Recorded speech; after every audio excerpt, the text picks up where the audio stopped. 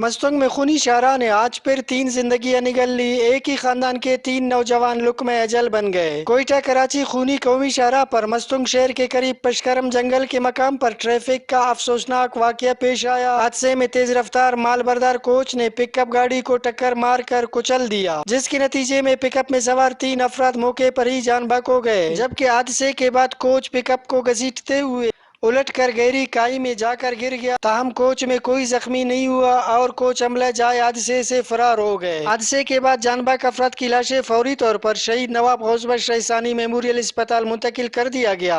جان بحق افراد کی شناخت ظہور احمد شاہوانی، نثار احمد شاہوانی، سلال احمد شاہوانی کے نام سے ہوئی۔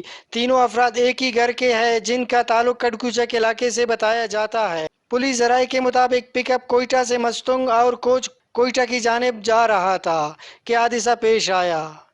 رپورٹ فیض درانی، ویسٹ نیوز، مستنگ۔